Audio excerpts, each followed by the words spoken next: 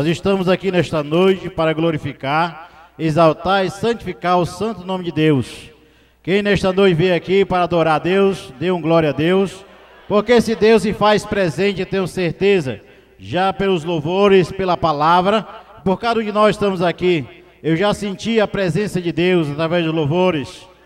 Naquele momento tão abençoado, onde as irmãs louvavam, até chorar eu chorei, não é isso? Porque Deus falou comigo, e antes de dizer, para o homem chorar feio, mas na presença de Deus é glória e é graça, porque esse Deus é maravilhoso. Meus queridos e amados, como foi dito aqui, estaria aqui hoje um ex-padre para testemunhar da grandeza e do milagre que Deus fez na sua vida. E eu estou aqui para testemunhar desse Deus grande e poderoso, que para Ele, como disse o nosso irmão, nada é impossível, porque quando Deus tem projeto na vida de alguém, na vida de um irmão, de uma irmã, você não morre sem essa palavra, sem essa profecia se cumprir na vida daquele que é escolhido por Deus. Amém, igreja? Então, meus queridos, nós estamos aqui e eu quero ler um texto bíblico para não ficar só nas minhas palavras, porque as minhas palavras nada é a mesma coisa, mas esta palavra aqui, ela é poderosa para transformar, salvar e preparar para nós ir morar no céu. Então esta palavra é um trecho bastante conhecido da igreja, que é 2 Coríntios, no capítulo 5, no versículo 17. Com certeza toda a igreja conhece e fala de um renovo, de uma vida nova, de uma mudança de vida, daqueles que aceitam e tem Jesus como Salvador de sua vida. Amém, igreja? 2 Coríntios, no capítulo 5, no versículo 17, a poderosa palavra de Deus, ela vai nos ensinar hoje e com certeza vai tocar no coração de muitos irmãos e irmãs que aqui estão para, com certeza, receber de Deus aquilo que vieram buscar. Amém? Diz assim a poderosa palavra de Deus: assim que, se alguém está em Cristo, nova criatura é, as coisas velhas já passaram, eis que tudo se fez novo. Amém. Glória a Deus. A igreja pode sentar, glorificando e exaltando o nome de Deus, porque esta palavra, ela é poderosa. Meus queridos e amados, em primeiro lugar, eu quero agradecer a Deus pela minha vida, por tudo de bom que Ele me fez até hoje. Se estou aqui hoje, é presente, é dádiva de Deus na minha vida. Quero agradecer os meus pais que não estão mais neste mundo, os meus familiares, parentes e amigos conhecidos que aqui se encontram aqui hoje, e quero agradecer o meu pastor João Bezerra, lá em Fortaleza, presidente da Convenção do Ceará. De modo especial, quero agradecer à Assembleia de Deus de Capanema, na pessoa do pastor Orivaldo, que não está aqui, falei com ele hoje, está lá cuidando da sua saúde, mas eu tenho certeza que Deus já está operando e o milagre, podemos com certeza logo mais contar aqui a vitória, o testemunho daquele homem de Deus, mas está aqui a pastora, sua esposa, a pastora Vilma, representando e toda a igreja. Então que Deus continue abençoando. Eu tenho certeza que o pastor Ivaldo, o homem de Deus, tem feito muito por Capanema e com certeza o projeto de Deus é muito grande ainda aqui, do pastor Ivaldo aqui nesta cidade. Então a gente fica triste, lamenta por ele não estar aqui, mas eu tenho certeza que lá em Belém ele está em oração, intercedendo por esse momento aqui. Tenho certeza disso. Então, meus queridos e amados, diz aqui a palavra de Deus que nós ouvimos que quando uma pessoa realmente está com Cristo, ela é uma nova criatura, uma nova pessoa, as coisas velhas ficaram para trás. E olhando assim, através, eu tenho refletido muito sobre este versículo da palavra de Deus que Paulo falou, aquela comunidade de Coríntios, hoje fala aqui para Capanema, de modo especial para mim, dizendo assim, que realmente as coisas velhas ficaram para trás. Hoje, olhando a minha vida, eu digo que antes eu estaria um tempo, mais ou menos parecido com esse aqui, mas atrás de mim tinha uma grande imagem, não é assim? Aos lados, eu estaria num púlpito como esse, de batina, hoje estou de paletó. Antes eu dizia Ave Maria, hoje eu digo glória a Deus. Antes, irmãos, passava uma noite, uma farra e uma festa, amanhecia o dia ressacado. Hoje passo a noite uma vigília, glorificando, exaltando e Deus falando comigo através da oração e da palavra. Veja que a nossa vida, ela se transforma e se muda em algo bem diferente daquilo que nós vimos antes. Tenho certeza que muitos dos irmãos aqui, antes estaria em uma igreja, fedendo a cachaça, fedendo a cigarro, hoje estão aqui, bonito, lavado e purificado com o sangue do nosso Senhor Jesus Cristo. Então tudo se fez novo na vida daqueles que estão em Cristo, para a glória de Deus. E esta palavra, ela vem nos transformar. Diz nós, então, meus queridos e amados, então esta palavra eu tenho certeza, como falou para mim, está falando hoje aqui para você, irá falar até o final do culto, e vocês aos poucos vão entendendo aquilo, qual é a mensagem profundamente desta palavra de Deus na minha vida. Nós já ouvimos muitos testemunhos por aí, a internet está cheio, ex-bruxo, ex-macumbeiro, ex-traficante, uma série de ex, não é assim? Mas todo esse povo, aos olhos da sociedade, ele estava ofendendo alguém, fazendo mal a alguém, maltratando alguém. Mas alguém tem me perguntado hoje em dia, algumas entrevistas que eu tenho dado, mas em que um padre está fazendo de mal para dizer que está errado e aceitar Jesus como seu Salvador? Porque celebrando missa, fazendo casamento, batizado, em que está fazendo errado? A polícia não está atrás, está fazendo bem. Então eu tenho me perguntado se esses ex estavam por aí, estavam ofendendo alguém, estavam infringindo a lei, mas um padre não. Mas eu digo para a amada igreja que no final do culto, vocês irão entender e compreender aquilo que Deus disse para mim, que eu estava num lugar errado, fazendo não a vontade de Deus, mas a vontade do homem aqui na terra. Porque a palavra de Deus, ela vai mostrando cada passo e cada momento, e nós vamos entender com certeza o grande mistério que Deus tem em nossas vidas. Meus queridos e amados, quero dizer para a igreja que foram 13 anos de padre na minha vida. 13 anos não são 13 dias.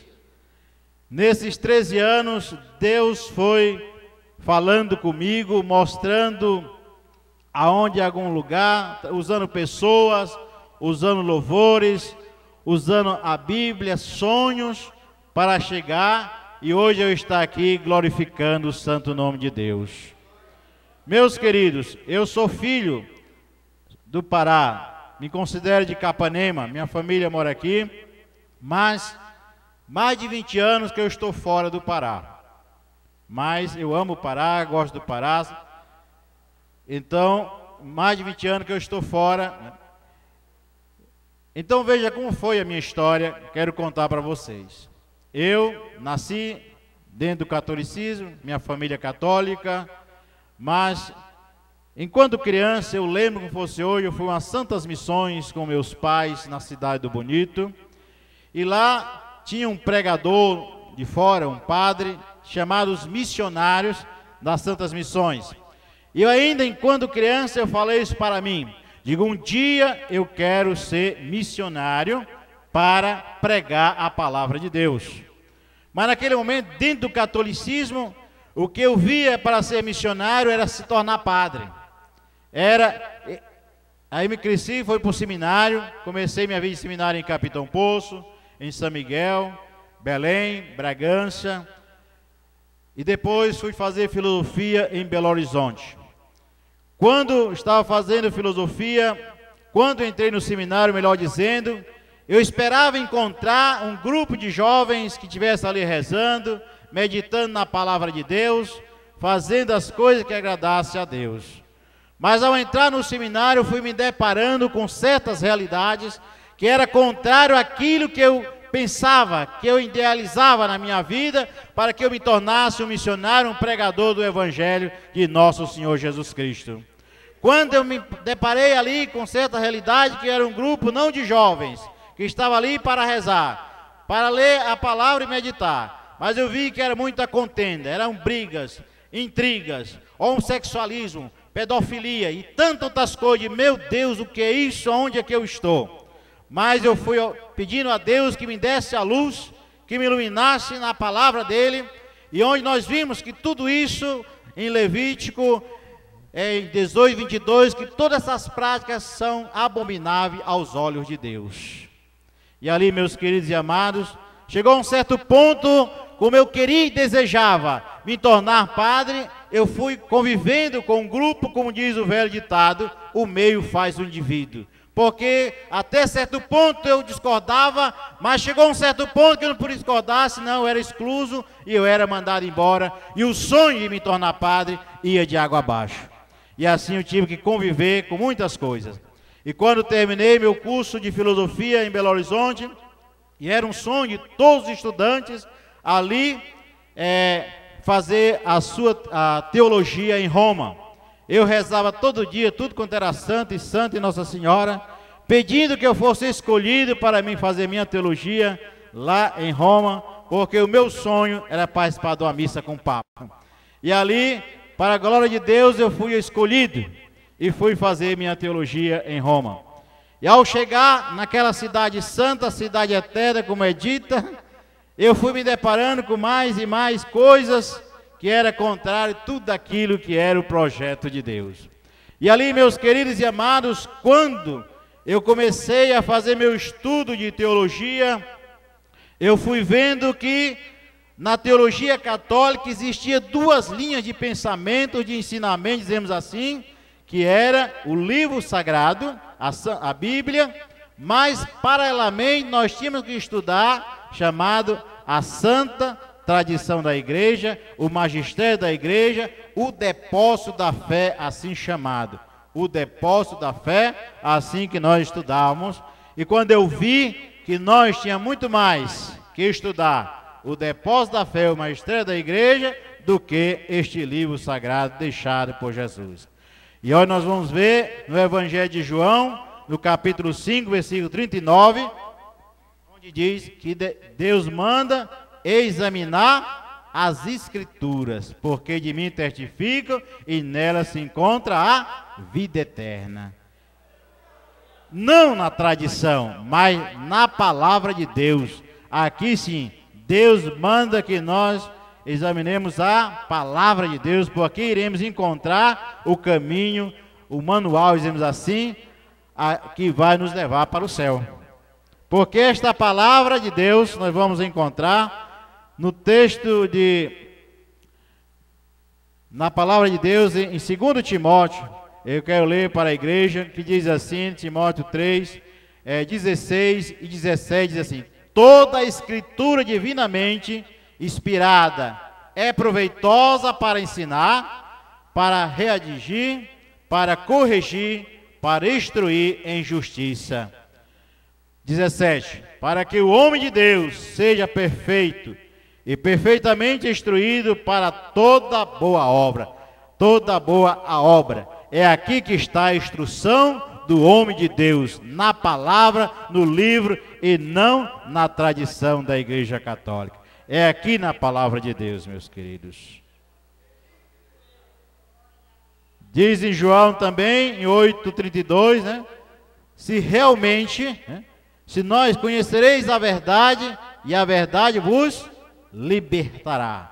No 36, versículo diz assim: se realmente o Filho vos libertar, sereis verdadeiramente libertos.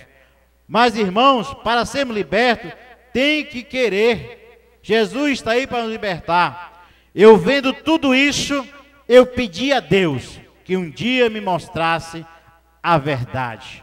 Eu perguntava: em quem eu devo acreditar, obedecer? A palavra ou a tradição?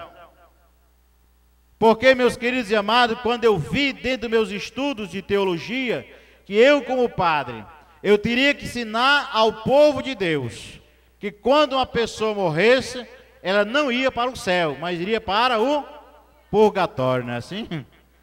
A pessoa poderia ser a mais errada do mundo, mas quando morria, teria uma segunda chance, que era ir para o purgatório. E eu, como padre, tinha que celebrar a missa de corpo presente, de 7º dia, de um mês e de um ano, porque assim eu estava diminuindo as penas dele, o sofrimento dele lá no purgatório. E quando eu vi, dentro da palavra de Deus, não encontrei esta palavra purgatório, porque não existe. Porque foi criada em 1560 anos depois de Cristo, chamado no Concílio de Trento. E antes, para onde as almas iam se não tinha purgatório? Quando eu vi dentro da tradição, não na palavra de Deus, que o ofício da missa foi criado 600 anos depois de Cristo pelo Papa Gregório I. Antes não existia missa. Até 200 e poucos anos existia um cristianismo puro, sem doutrinas. Depois foram criando falsas doutrinas, como mudando a verdade em mentira, como está lá na carta de São Paulo aos Romanos, 1:25, mudando a verdade em mentira, adorando mais a criatura do que o Criador, que é bendito eternamente para sempre. Então, meus queridos e amados, foram mudando, tirando, quando eu vi que não encontrei dentro deste livro sagrado, que nem um apóstolo, nem Pedro, nem João, nenhum deles, diante de um corpo, incensando, jogando água benta, porque isso não existia deixado por Jesus, porque foi criado 1000 anos depois de Cristo. Então, tantas coisas que foram criadas, e o povo foram ensinados assim, porque até na década de 70, o católico não tinha a palavra de Deus, não lia a palavra de Deus, era desconhecido. Conhecia a vida de São José pedindo chuva, conhecia a vida de São Francisco, conhecia a vida de tantos e tantos santos, de Santo Antônio Casamenteiro, mas não conhecia quem foi Elias, quem foi Moisés, quem foi Amós, quem foi Jó, porque este livro era desconhecido para o mundo católico. Então, meus queridos e amados, quero dizer que diz Oséias que o povo peca por falta de conhecimento. Então, se não tem conhecimento, como é que vai conhecer o dono da palavra, que é o nosso Deus Todo-Poderoso? Então, meus queridos, e também dentro da teologia, dentro da tradição, fui vendo que não encontrei Maria, Nossa Senhora rezando o texto. Por quê? Foi criado 1000 anos depois. Como é que ele podia fazer isso? Não, tudo foram coisas criadas, não deixadas por Deus nem por Jesus, mas criadas por homens, E foram, diz a palavra de Deus, que ai daquele que acrescentar ou diminuir uma só vírgula do livro de Deus. Diz aqui em Apocalipse 22, no versículo 18, diz assim: porque eu testifico todo aquele que ouvir as palavras da profecia deste livro, que se alguém lhe acrescentar alguma coisa, Deus fará vir sobre ele as pragas que estão escritas neste livro. No 19 diz o seguinte: e se alguém tirar quaisquer palavras deste livro, desta profecia, Deus tirará a sua parte do livro da árvore da vida e da cidade santa que estão escritos neste livro. Então, meus queridos, quantas palavras, coisas foram tiradas e acrescentadas através de concílios e através de estudo por homens e não deixada por Deus. Quando eu vi que dentro a lei do celibato do padre não casar foi criada em 1074 anos depois de Cristo, no concílio de Éfeso, no concílio de Nicéia, melhor, pelo Papa Gregório VII. Então foram coisas criadas, porque um dia eu perguntei para um bispo: senhor bispo, me explique por que nós estamos fora do livro sagrado. Diz: como? Nós estamos dentro do livro sagrado. Então me explique em Gênesis 2:18. Não é bom o homem estar só? Deus criou a disjuntora, a companheira, a mulher, para estar ali juntos. E como é que você diz lá em Timóteo, né? 2 Timóteo 3, que diz assim, né? Que o bispo, o diácono, o dirigente, o responsável, seja casado, esposo de uma mulher, não dá da bebida, não dá do lucro. Ele mostra ali. E por que a Igreja Católica, ela ignora essa parte da Bíblia? E aquele bispo falou e não respondeu o que eu queria ouvir. E assim, meus queridos amados, tantas e tantas coisas eu vi dentro da teologia e dentro da tradição da igreja, que eu estava vivendo um mundo de angústia, porque eu sempre gostei de ler este livro sagrado.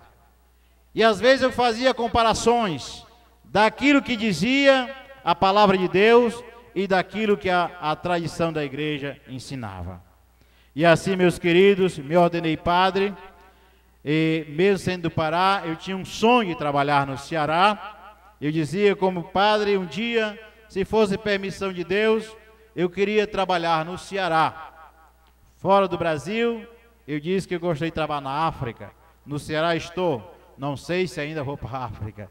Mas estudava comigo um jovem da cidade de Quixadá, no Ceará, lá em Roma. Eu disse para ele: amigo, eu como padre estou terminando minha teologia, eu queria muito trabalhar no Ceará, o que eu faço? E se inscreva ao bispo de Quixadá, que ele com certeza vai lhe receber. Diga que o senhor é muito devoto de Nossa Senhora, que ele recebe com certeza. E eu fiz uma carta bem mariana, né? E ali o bispo me respondeu: venha fazer uma experiência. E fui para aquela cidade e fiquei lá, fiz uma experiência pastoral e fui ordenado padre 7 de março de 98, aqui em Capanema, no Colégio das Irmãs ali, né? Foi ordenado padre aí, ele veio me ordenar, o bispo de Quixadá, e depois voltei para trabalhar no Ceará. Trabalhei no Ceará, uma cidade por nome Capistrano de Abreu, uma cidade a 100 quilômetros de Fortaleza, uma cidade pequena, mas cheguei ali com muita vontade de trabalhar, com muita sede de ensinar aquilo que eu tinha aprendido e aquilo que eu tinha discordado também dentro do curso de teologia. E ao chegar naquela cidade, uma das primeiras casas que eu visitei foi a casa de um pastor da Assembleia de Deus Bela Vista, pastor Fernando, e disse para aquele pastor, quando cheguei na sua casa, e disse: pastor, eu sou o novo padre da cidade, estou aqui para que nós fôssemos amigos, porque o senhor é um líder, eu sou um outro líder. E eu não quero que aqui exija brigas, contenda entre católicos e evangélicos. Porque Jesus não veio salvar a placa de igreja, mas veio salvar o seu povo remido, que ele pagou um grande preço derramando o seu sangue na cruz, né? O pastor olhou assim para mim, né? Nunca tinha visto um padre falar isso para ele, o pastor. E ali fui ao pastor Lucas do Tempo Central, tinha esses dois pastores na cidade. E ali falei a mesma coisa, começamos uma amizade muito bonita entre o padre e os dois pastores daquela cidade, que muitas pessoas admiravam como nós éramos tão amigos dentro daquela cidade. E aqueles pastores têm uma amizade tão bonita que eles falavam para mim, diziam para mim: padre, o senhor ainda vai ser crente, o senhor ainda vai ser pastor. E pastores, eu admiro muito o trabalho de vocês, gosto muito de vocês, mas crente e pastor, Nossa Senhora me defenda um dia. Porque eu nasci católico, eu sou padre, eu nunca vi um padre crente. Ele disse: olha, mas acredite que eu estou profetizando na sua vida, que um dia o Senhor ainda vai falar isso para mim. E um dia eu estava no aniversário do pastor, e tinha um outro pastor de fora, o pregador, e quando o pastor de fora estava pregando a palavra, ao final do culto, o pastor fez o apelo, e o único que não era crente lá era eu. E o pastor disse assim: olha, é o padre, não faça apelo hoje aqui não. Mas não tem... E aí, no final do culto, o pastor falou comigo e disse: parabéns, padre, eu nunca vi um padre no aniversário de um pastor. mas o Espírito Santo falou comigo que o senhor ainda vai ser pastor. E eu disse para aquele pastor: pastor, interessante, o Espírito Santo que ia falar comigo foi com o senhor. E ele disse: hoje ele fala, mas espere que logo, logo ele está falando com o senhor, profeta, confirmando o que eu estou dizendo agora. Então, meus queridos, e ali eu fui vendo a vida daqueles pastores, fui admirando, e ali eu também comecei a colocar um estudo bíblico para os católicos naquela cidade, porque eles não conheciam a palavra de Deus. Me lembro que um dia teve uma gincana bíblica no colégio, só os filhos evangélicos ganharam. Os católicos não acertaram uma pergunta bíblica. E eu disse para eles: nós vamos estudar a Bíblia. Nós não vamos perder para os evangélicos, não. Vamos estudar. E comecei a dar um estudo. E eles não sabiam o que era capítulo, versículo, novo, como estava dividida a Bíblia, e nada. E ali, para a honra e glória de Deus, eles abraçaram a ideia e todos tinham, digo, a partir de agora, todos levem a Bíblia para a missa. Nós vamos usar a Bíblia, não o jornalzinho que tem, mas a Bíblia, porque marca a leitura em casa, leiam, para domingo, se alguém quiser falar na missa, você tem oportunidade. Porque eu não sou dono daqui da igreja, a igreja é de Jesus Cristo. E ali, meus queridos e amados, eu vi que as pessoas foram realmente, aceitaram a ideia, abraçaram a ideia. E para a honra e glória de Deus, aquele estudo deu frutos. Eu tive o ano passado lá, hoje como servo de Deus, e o pastor perguntou assim no culto, foi muita gente, porque fui 7 anos padre naquela cidade, e ali muitas pessoas, sou muito amigo, graças a Deus ali, e o pastor perguntou: quem no tempo do padre aqui era católico, hoje é evangélico? Quase a metade da igreja levantou a mão. E o pastor perguntou assim: mas por quê que vocês eram católicos no tempo do padre Zé Batista aqui, e hoje vocês são evangélicos? Um grupo respondeu: nós lemos a Bíblia que ele deixou para nós, nós conhecemos a verdade, e a verdade nos libertou para a honra e glória de nosso Senhor Jesus Cristo. Eu disse para mim mesmo, no momento a intenção não era essa, mas Jesus, o Espírito Santo já estava trabalhando na minha vida e na vida daquele povo para a honra e glória de Deus. Meus queridos, e esta palavra eu glorifiquei a Deus, eu disse para o pastor: pastor, um planta, outro rega, mas quem dá o crescimento é Deus. Então, meus queridos, aqueles pastores pregavam para mim. Às vezes eu vinha de uma comunidade, ele vinha da congregação, e nós ficávamos conversando às vezes, tarde, aí, e um dia o pastor falou para mim, o pastor Lucas, em um tom de brincadeira, dizendo assim: padre, um dia tinha um pastor e um padre conversando, como nós dois estamos aqui. E o padre tirou uma carteira de cigarro do bolso, acendeu um cigarro, disse: pastor, o senhor não quer um cigarro? Se a minha religião não permite, padre. Sou, pastor, não sabe o que está perdendo. E ao final da conversa, o pastor disse: padre, eu estou indo para minha casa, a minha esposa está me esperando. O senhor não tem esposas? Não, pastor, a minha religião não permite. Ô padre, você não sabe o que está perdendo.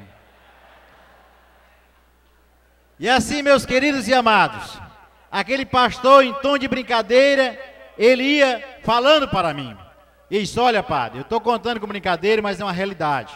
Eu estou indo para minha casa agora. Lá tem alguém me esperando.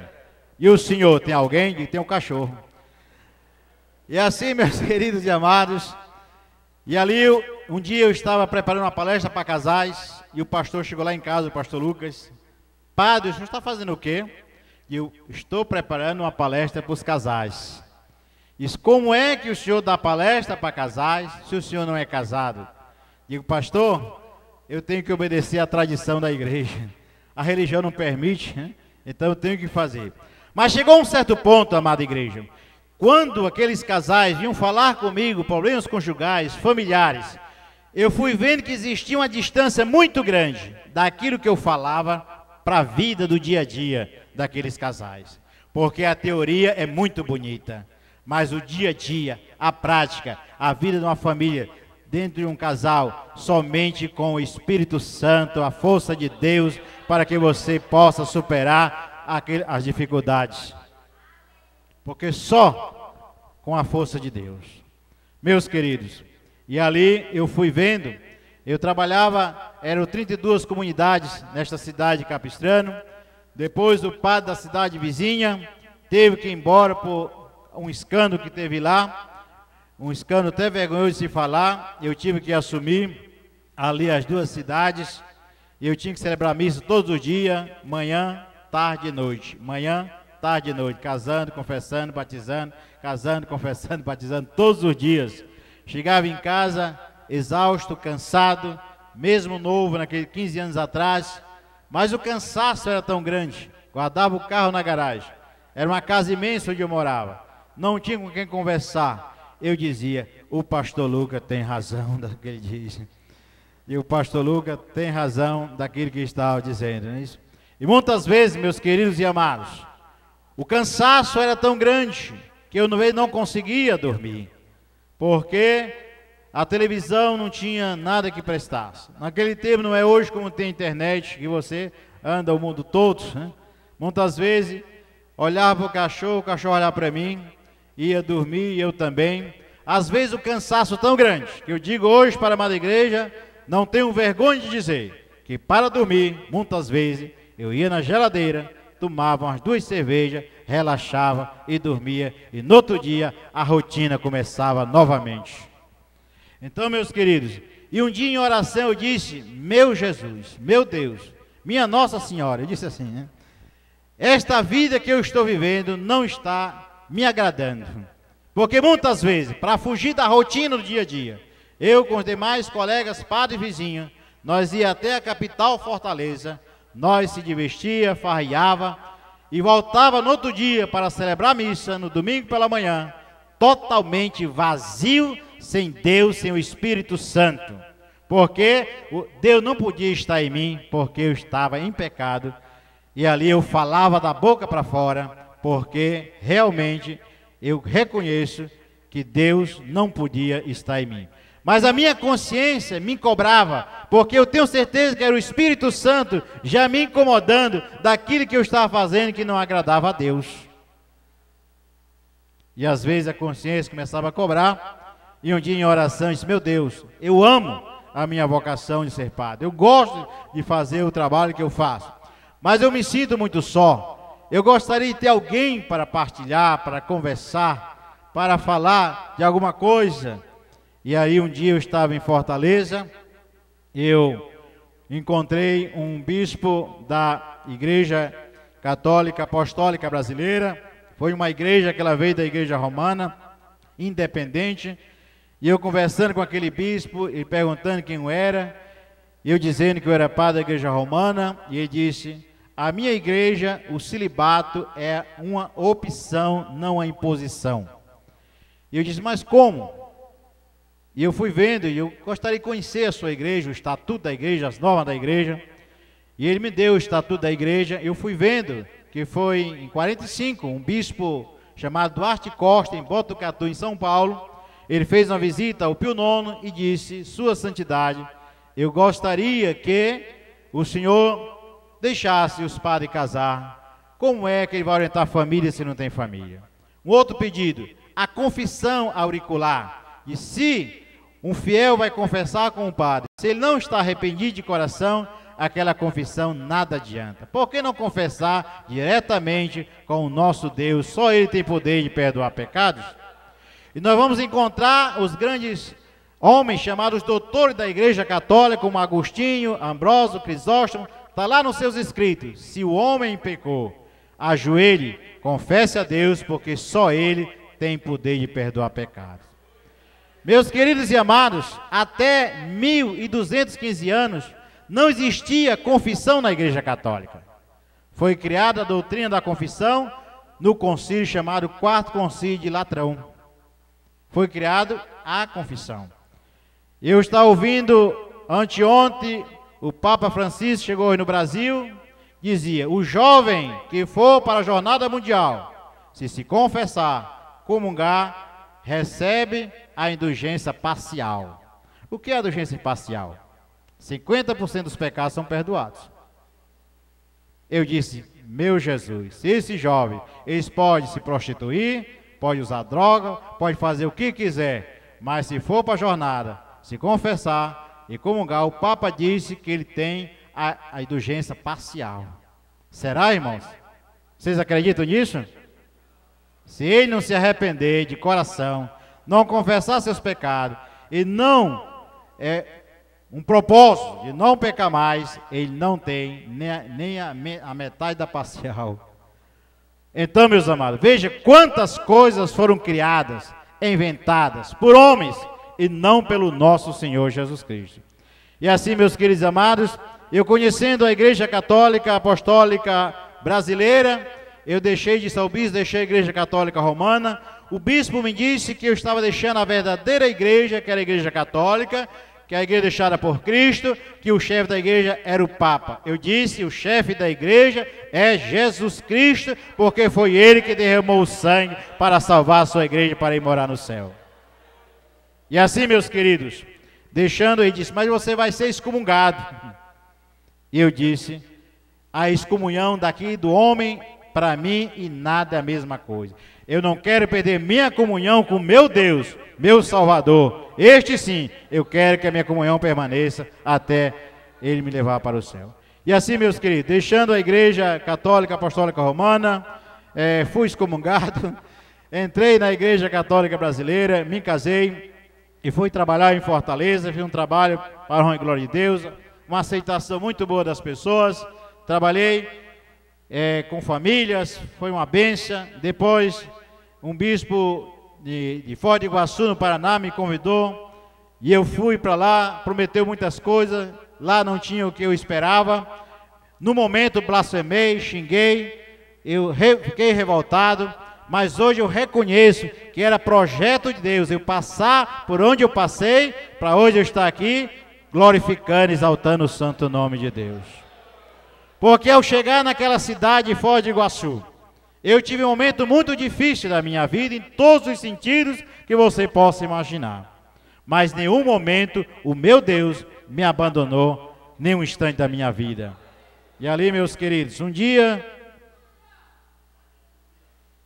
eu estava muito revoltado, chateado, um calor de 45 graus, e o frio era 0 grau quando tinha, e ali eu estava assim muito angustiado. Me lembro, umas 2 horas da tarde, com Abraão, na frente à tenda sentada, a cabeça indo longe, e disse: eu não quero mais ser padre, eu não quero mais saber de igreja, porque nada disso, eu não estou feliz, eu vou vender muamba no Paraguai. E ali, meus queridos e amados, é só passar a ponte. E ali, alguém parece que me cutucava, e eu fui dar uma volta na cidade. Eu passo em frente a uma igreja evangélica, eu vi uma faixa assim: aqui, às 3 horas da tarde, haverá cura e libertação. Aquela faixa me chamou a atenção. Eu passei, voltei, olhei, não tinha nenhum conhecido, eu entrei na igreja. Ao chegar naquela igreja, eu vi muita gente entrando, sentei na última cadeira, e uma irmã recepcionista chegou e disse: como é o seu nome? Diga: irmã, me deixe quieto, não sei o que estou fazendo aqui, nem o que vim fazer aqui. Ela disse: mas Jesus sabe. E foi embora. E ali começou o culto, e quando começaram a louvar, foi com o hino da harpa, o 545. Eu vi um hino longe, que soava, distante, e quando chegou no refrão, quando eles começaram a cantar: porque ele vive, eu posso crer no amanhã. Porque ele vive, temor não há.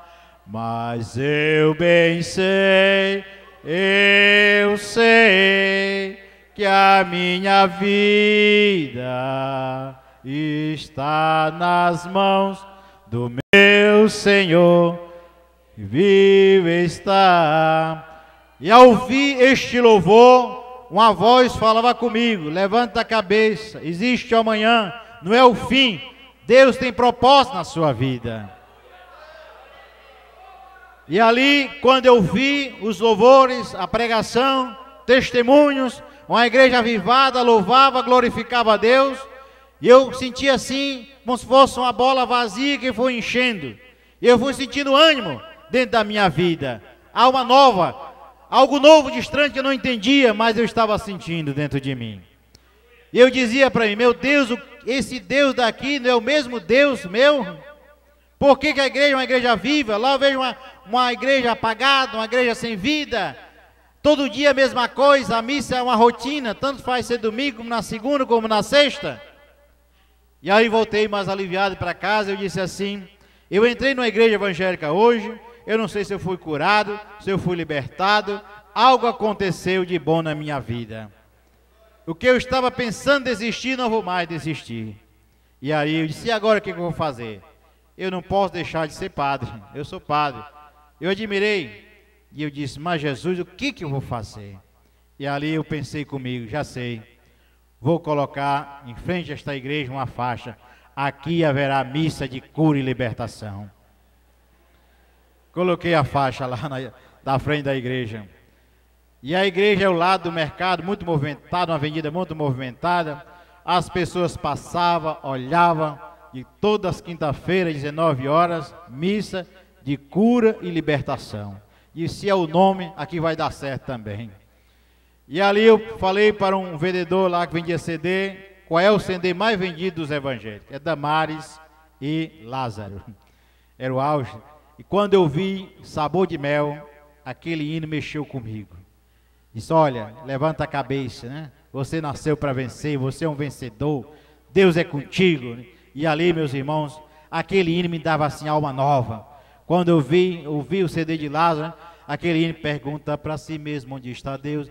E ali eu disse: meu Deus, tantas perguntas já te fiz, cadê esse Deus? E agora eu estou encontrando aqui.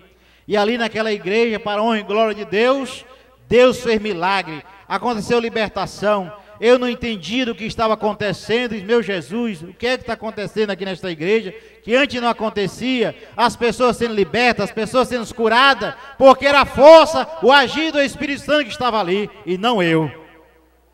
E eu comecei a rezar, comecei a orar, comecei a jejuar, comecei a sentir mais a presença de Deus na minha vida.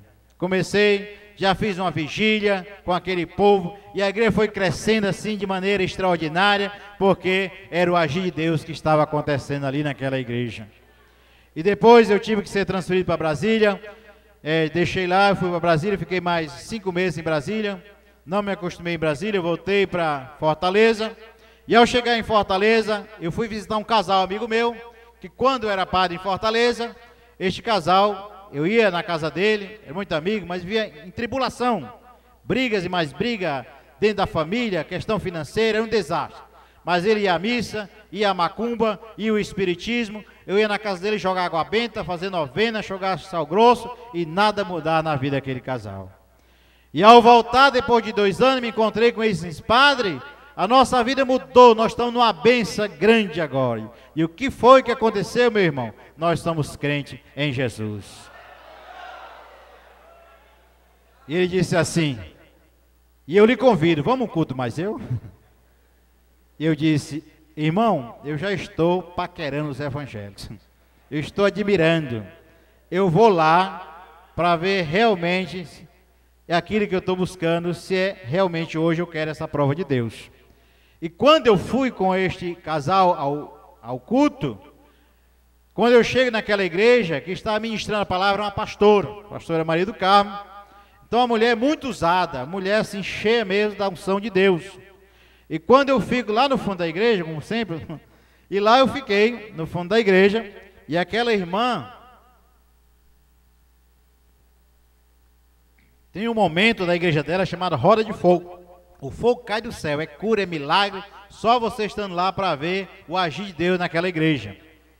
E aquela irmã de olhos fechados, ela diz assim: Deus está me dizendo, tem um homem aqui nesta igreja hoje, ele é ungido de Deus, porém está no lugar errado. Eu senti um choque em mim. Jesus, o que é isso? E não é comigo o negócio desse, não pode acontecer. E aquela irmã abre os olhos e diz assim: o senhor que está no fundo da igreja, de camisa azul assim, Deus está me dizendo que o Senhor é ungido dele, porém o Senhor está num lugar errado. Nossa Senhora de Nazaré, o que é isso que está acontecendo na minha vida? E ali, meus queridos e amados, eu disse para mim mesmo dentro de mim: Jesus, em que eu estou errado?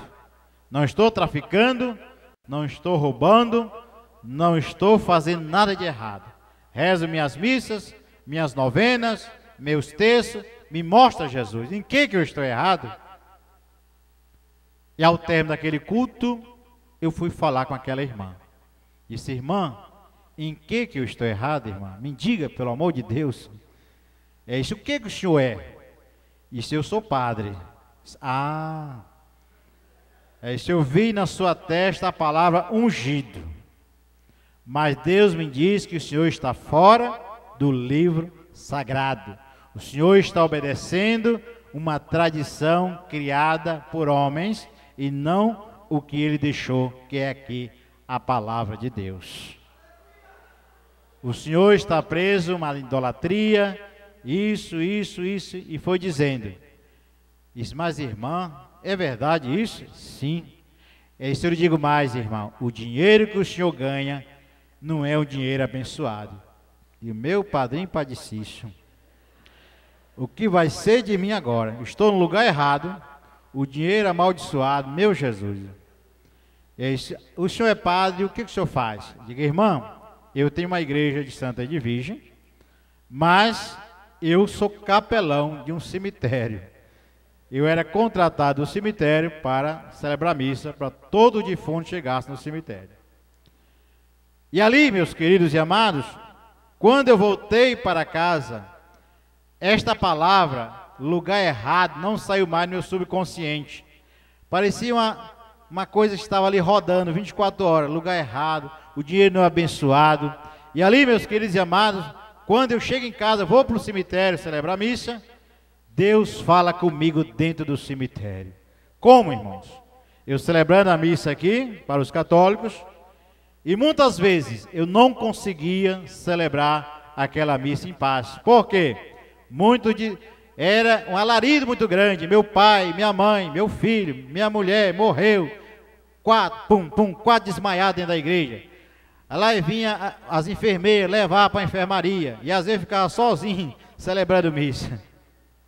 E quando eu olho ao lado tinha um velório de evangélicos. Um povo chorava, era um choro diferente. Um povo louvava a Deus. Não tinha ninguém desmaiado. Disse: Jesus, me explica esse negócio aqui. Ali tem morto, aqui tem morto. Esse povo é desesperado e aquele é um povo controlado. Jesus falava no meu coração: aquele povo me conhece. Esse aqui apenas obedece uma tradição, mas não me conhece. Amada igreja, e a partir daquele momento eu fui vendo o agir de Deus, porque eu ganhava muito dinheiro naquele cemitério, mas evaporava, era fazendo um saco furado. Eu não sei o que fazia com tanto dinheiro, porque eu entendi que a irmã dizendo que o dinheiro não era abençoado. E ali eu cheguei um dia para celebrar a missa, e era missa de um grande traficante conhecido da mídia, que tinha sido assassinado, e eu fui celebrar a missa, e ao chegar, todos estavam em torno lá do caixão do defunto. Eu subi na porta lateral, ninguém olhou para mim, todos tatuagem, revólver na cintura, aquele linguajar de gíria, só na gíria: irmão, vamos vencer, vamos vingar. E eu fiquei ali, foi a missa mais rápida que eu celebrei na minha vida, foi nesse dia, porque o negócio era estreito, irmãos, porque podia chegar outra gangue ali, né? E a guerra estava feita dentro do cemitério, e pobre do padre naquele meio ali. E ao terminar, Deus disse assim para mim: eu não te quero aqui, aqui não é o seu lugar. E voltando para casa, eu pedindo: meu Deus, e agora? O que vai ser de mim? Me mostra uma luz, me explica o que eu vou fazer. e à noite eu não conseguia dormir, aquilo incomodava, me incomodava. E um dia, pela madrugada, eu disse: meu Deus, me dá ao menos um sonho, porque falar comigo tu não vais falar que eu sou pecador demais. E ali adormeci, e Deus me deu este sonho. Eu estava saindo para celebrar a missa, meu carro dava o prego, eu fui ao mecânico, e o mecânico disse assim: padre, o senhor tem um carro novo lá no sonho, deixa esse carro velho aí, você já gastou muito dinheiro, perdeu muito tempo, vá, use o seu carro, para que o senhor quer um carro novo? E acordei. Jesus, e agora? Eu te peço um sonho, tu vai me dar sonho de carro, o que eu vou fazer, meu Jesus amado? E comecei a pedir a Deus que me desse o discernimento de tudo aquilo ali, e depois de muito tempo Deus falava no meu coração: filho, o carro velho é o catolicismo, você já está cansado, você já perdeu muito tempo, Deus está abrindo uma porta na sua frente, levante a cabeça, vá, porque Ele quer lhe salvar, Ele tem algo muito melhor para você, Ele quer te dar vida nova, Ele quer te dar tudo de novo. E quando eu fui para o cemitério, me encontrei com o pastor Lucas, que há muito tempo eu tinha perdido o contato com ele, que era aquele pastor lá do interior. E ele disse: padre, quanto tempo que nós nos víamos? É verdade, pastor, e eu preciso falar com o senhor. Ele disse: vai almoçar comigo domingo?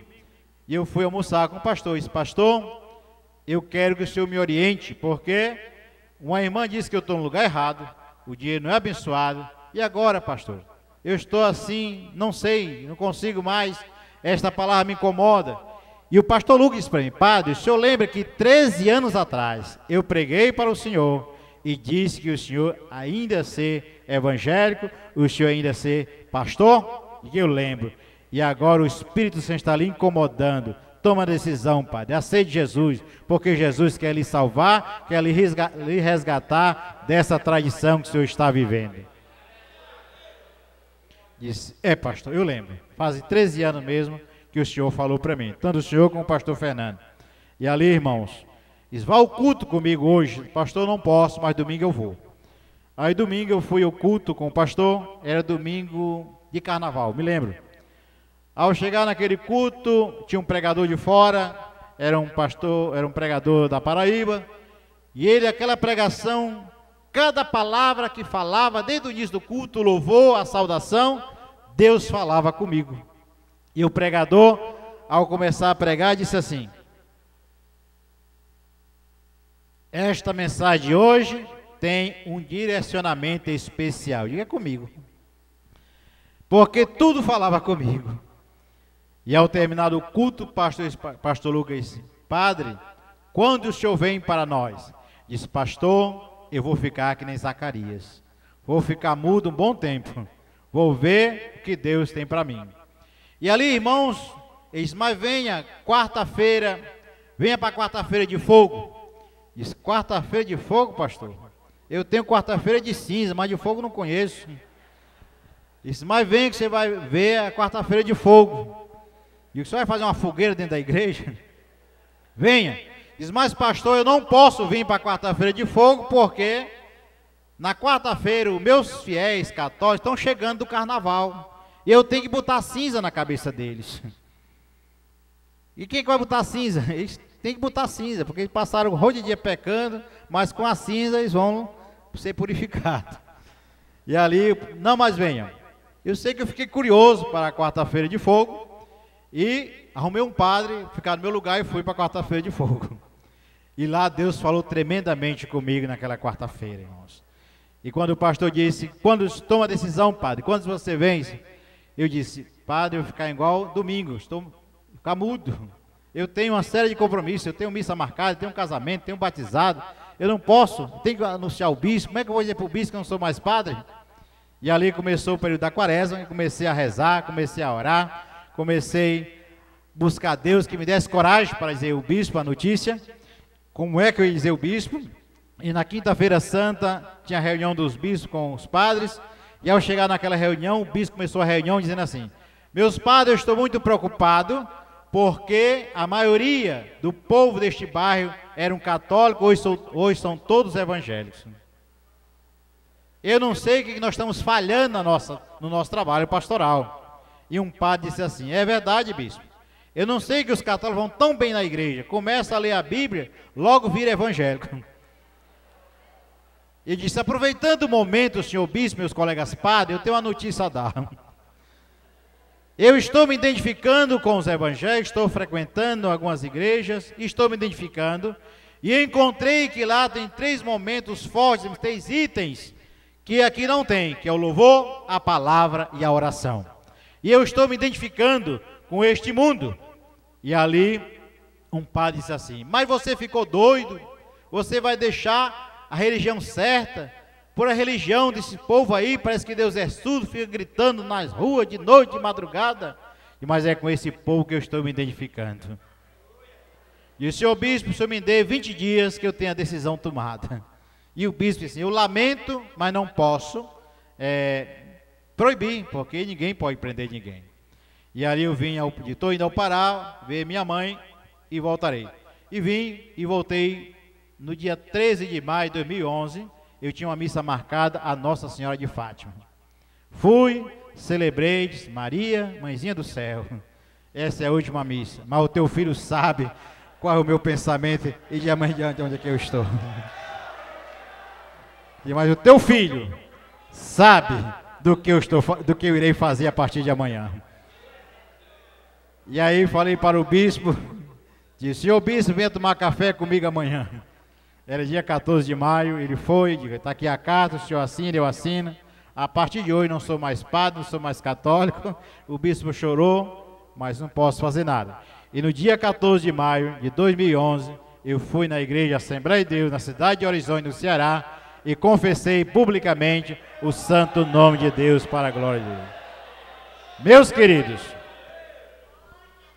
então são 2 anos que eu aceitei Jesus como meu Salvador.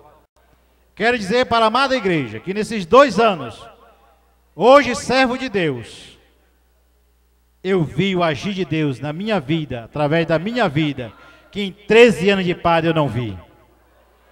Que em 13 anos de padre eu não vi, e que eu já vi nesses 2 anos agora. E eu quero dizer para a amada igreja que a melhor decisão que eu fiz na minha vida foi aceitar Jesus. Alguém tem perguntado: mas o senhor, quando era padre, não conhecia a Bíblia? Eu conhecia, mas não vivia. Eu estudei na teologia para tirar nota 10, mas agora eu quero, quem me dê 10 é o nosso Deus, o meu Pai, Criador do céu e da terra, se eu cumprir o que está aqui. Outro dia uma mulher dizia para mim: o senhor era tão devoto de Nossa Senhora, é do Pará, a padroeira do Pará, Nossa Senhora de Nazaré, é a rainha da Amazônia, é a salvadora da Amazônia. Diga: eu sei, em 2003 eu preguei o Ciro em Belém, eu fui pregador do Ciro em Belém em 2003, passei 15 dias falando só da mãe, hoje eu falo só do filho, para a glória de Deus. E eu disse para ela: Maria foi bem-aventurada, foi crente, uma serva de Deus, não deusa, serva. Eis aqui a serva do Senhor. Maria, ela teve a oportunidade de fazer um milagre. Por que ela não fez? Porque ela diz: quem tem poder é o meu filho, faça o que ele mandar. É meu filho que tem poder de fazer o milagre, não eu. Então, meus queridos e amados, Maria foi e é um exemplo para muitos crentes hoje. Hoje eu digo e vejo que tem muitas Isabel por aí, esperando uma visita de uma Maria, e muitos crentes estão de braços cruzados, deixando de cumprir a sua missão de ir até lá visitar quem está precisando de uma ajuda, de um auxílio. Então Maria é um exemplo, é um modelo de quem quer ser crente e morar no céu. Ela guardava, meditava a palavra em silêncio no seu coração. Ela foi escolhida para ser a mãe de Jesus. Para ser a mãe de Jesus. Foi bem-aventurada. Isso sim. Então, meus queridos, eu quero dizer para a amada igreja que quando Jesus foi para o céu, lá em João 14,16, o que ele disse? Rogarei ao Pai que mande um Consolador, que é o Espírito Santo de Deus. Lá em Romanos 8:26, Paulo diz assim: nós não sabemos pedir e nem como pedir. Peça ajuda o Espírito Santo, que ele intercede por você com gemidos inexprimíveis. Então, quem intercede por nós é o Espírito Santo de Deus. Maria, João, Paulo, Abraão, Moisés, eles estão aonde? No paraíso, no lugar de descanso, esperando o juízo final. Mas o poder vem lá do trono sagrado. Quem está lá? O Pai, o Filho e o Espírito Santo. Só de lá que vem a autoridade do céu. Meus queridos, quero dizer para a amada igreja que é um resumo da minha história, daquilo que Deus fez em minha vida.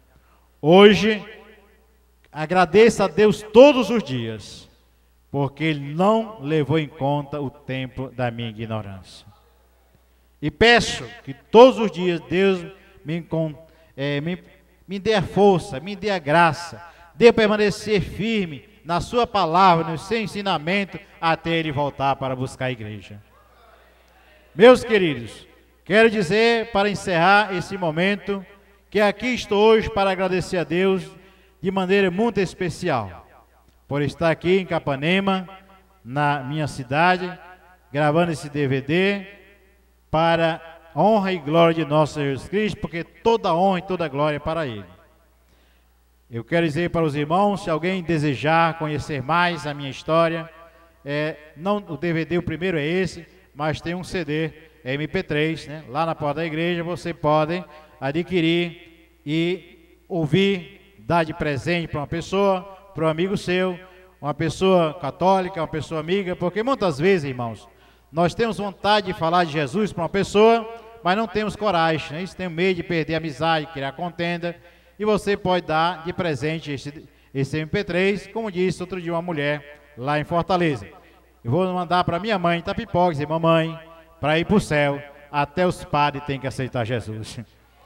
Então, meus queridos, quero agradecer, muito obrigado a Deus, a Assembleia de Deus aqui, o pastor Orivaldo, que não está aqui, mas está presente na pessoa da sua esposa, de todos os pastores aqui presentes, os obreiros, os membros e todos que estão aqui presentes. Eu quero agradecer de modo especial, que Deus continue abençoando a vida de cada um, porque esse Deus é tremendo, esse Deus é poderoso, esse Deus faz coisas que nós jamais iremos compreender.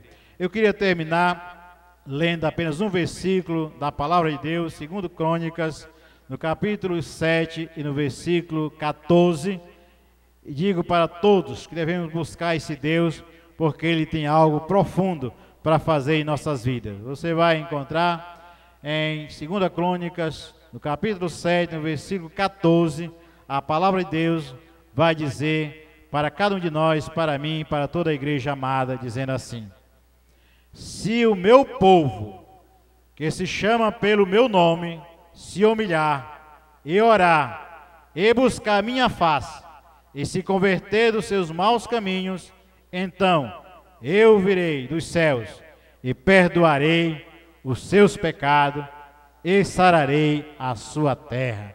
Amém, igreja? Quero perguntar, quem está aqui hoje que ainda não é evangélico, levante a mão, por favor. Quem ainda não é evangélico? Levante a mão, quem não é evangélico ainda, estou vendo só uma mão, duas, tem mais? Tem mais? Não tenha vergonha. Levante a sua mão para o alto, que ainda não é evangélico, permaneça com a sua mão, porque Jesus está tocando na sua mão agora, lá do céu, dizendo: filho, eu morri por você, derramei meu sangue por você. Quero convidar você, não para deixar a sua religião, mas que venha até aqui na frente, que eu quero orar por você, eu quero rezar por você. Você que está ao lado, convide e acompanhe esta pessoa que ainda não é evangélica, venha até aqui, porque Deus quer que eu reze por você, que eu ore por você aqui nesta noite. A oração não faz mal a ninguém. Então convido, venha até aqui, não tenha vergonha, porque Deus vai te abençoar grandiosamente, poderosamente, porque os passos que você deu até aqui não é em vão, porque eu tenho certeza que Deus vai lhe abençoar poderosamente. Então, a igreja fique de pé, vamos interceder, e o irmão convide esse irmão até aqui. Irmão Edilson, quero orar por você, vem até aqui. Quero orar por você, você é um grande amigo meu, e convide o seu colega, está aí. Eu quero... Tem mais alguém? Venha, venha. Eu quero apenas, não estou dizendo para você deixar a sua religião, eu quero apenas fazer uma oração por você. Se tem mais alguém, só tem esses 3 homens de coragem. Cadê? Tem alguma mulher aí que não é ainda evangélica? Muito bem, meu caro amigo. Fiquei feliz com a sua presença, viu? Glória a Deus. A igreja fica em intercessão agora, a igreja, vamos, as irmãs, os irmãos vão ficar em intercessão. Se tem mais alguém que está distanciado do caminho de Deus, vem até aqui. Se alguém está distanciado dos caminhos de Deus, afastado dos caminhos de Deus, venha até aqui. Eu tenho certeza que você vai sair desta igreja hoje com a bênção de Deus. E a igreja fica em intercessão por esses irmãos que estão aqui agora. Vem, ó pródigo, vem sentada, te chama Deus, ouve-o chamando, sim, chamando a ti. Glória a Deus. Tu que Aleluia. vagas errante, Glória a Jesus. escuta a Glória a voz Deus. do céu. Aleluia, Oh, escuta a voz de amor. Deus espera por ti, perdido, pródigo vem. Glória a Deus. Aleluia. Aleluia. Pai Santo e Pai querido, aqui estão estas almas perante Ti, ó Pai. Eu te peço nesse momento, Pai, ao Espírito Santo que venha tocar nestas almas. Senhor, faz o Teu mover, ó Pai. A obra é Tua, a igreja é Tua, estas vidas te pertencem, ó Pai. Manda do céu o Espírito Santo que console, que fortaleça, que dê ânimo, Senhor Jesus. Ó Pai amado e Pai querido, toca, Senhor, nestas vidas, Jesus. Tu sabes, Senhor, que elas estão passando, que elas estão precisando, ó Pai. E nesse momento, como Teu servo, Pai, eu te peço, Pai amado e Pai querido, vem, Senhor Jesus, vem, Senhor Jesus, vem tocar, vem sarar, vem abençoar, Jesus, vem transformar estas vidas. É em nome do Teu Filho amado que eu te peço e te agradeço. Amém. Eu quero agradecer a amada igreja por esse momento e dizer, continue orando pelos padres. Hoje apenas 270 padres aceitaram Jesus no Brasil. Só apenas 270 padres aceitaram Jesus. No Brasil tem hoje 15 a 16 mil padres. 6 mil padres deixaram para constituir famílias, né? E apenas 270 aceitaram Jesus como seu Salvador. Continue orando, irmão, por esta igreja abençoada.